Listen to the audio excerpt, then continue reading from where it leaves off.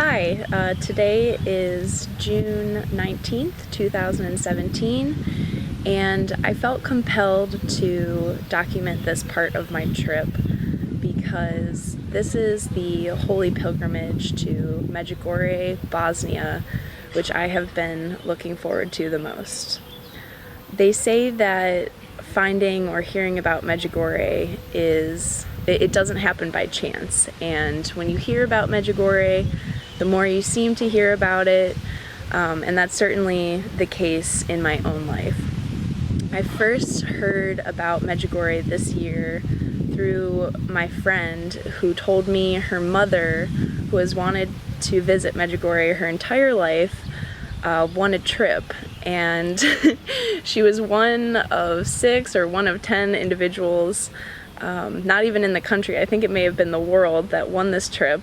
And the more we conversed and talked about it, the more curious I was about Medjugorje.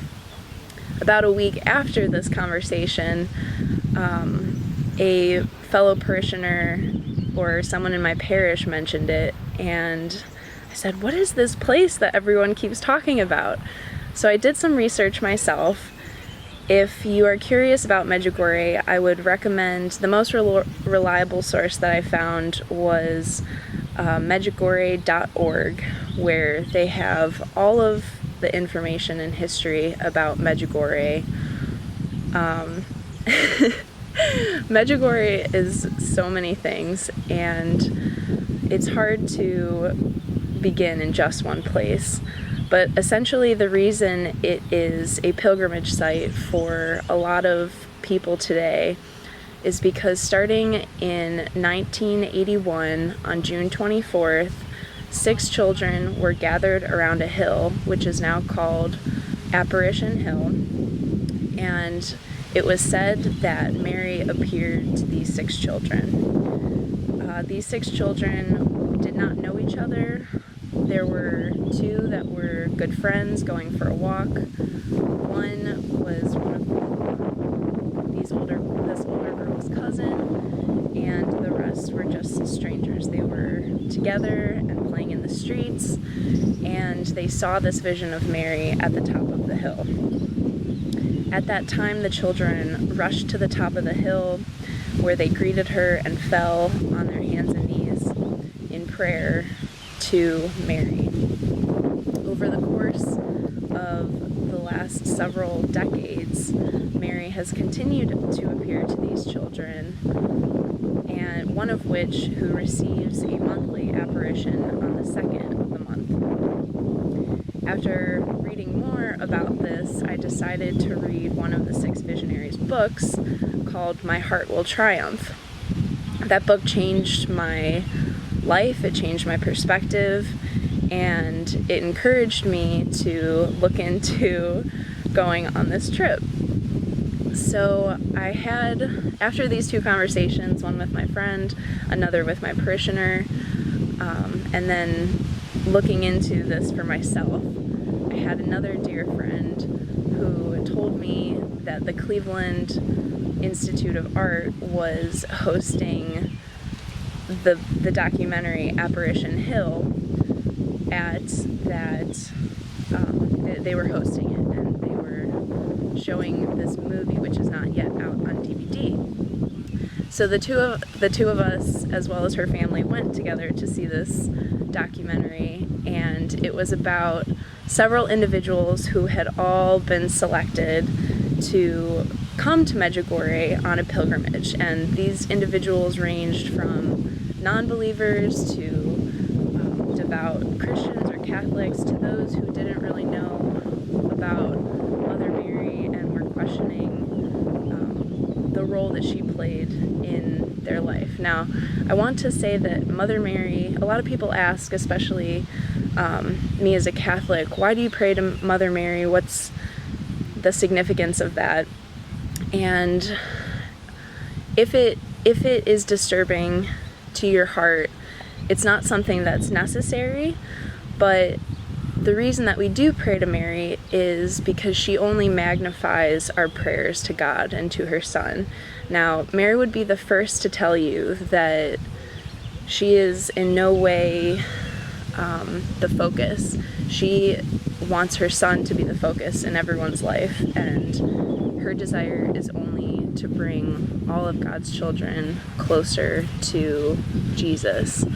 So that, when I had it explained to me in that way for the first time, I really understood the significance behind it and started praying to her more often. And while Mary is she's not the focus in Medjugorje, but she's certainly honored in a lot of ways because she appeared to these children at this place. But the focus is always God, the focus is always Jesus, and bringing it back to his love and ultimate sacrifice.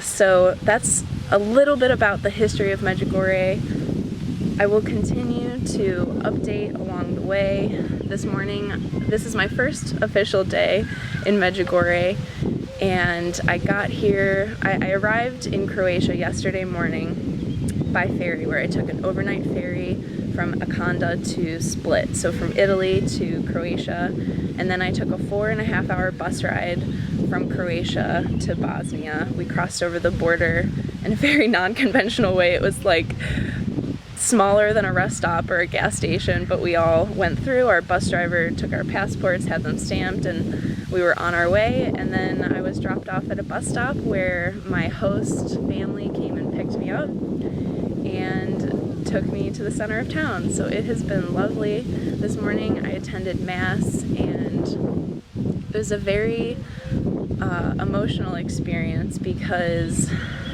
I was just so overwhelmed and joyful to see so many people, and English-speaking people, gathered in this church on a Monday morning. It was standing room only because there were so many people packed in this church and honoring God's name. It was amazing and incredible to be a witness to. So that was very exciting. And when we received communion, there was a song that was sung, and one of the lines was, "Heal our hearts, O Lord, set us free." And I was so overwhelmed because I think that I came here to find healing, and I came here to know God closer and to form a deeper relationship with him and Mother Mary. And it was an affirmation that I'm supposed to be here, that this is the right place and the right time in my life. And although when I arrived yesterday I felt very lonely because I'm by myself and I'm having to learn things as I go, it is a totally blessed experience, and I hope that I can continue to share it with all of you, and give viewers who've never heard about Medjugorje or are desiring a closer relationship with God, that this can be kind of a step in that direction, or offer others a piece of history and a piece of God's heart and Mother Mary's heart. So that's the first entry for today. I hope you all have a fabulous Monday and a great week.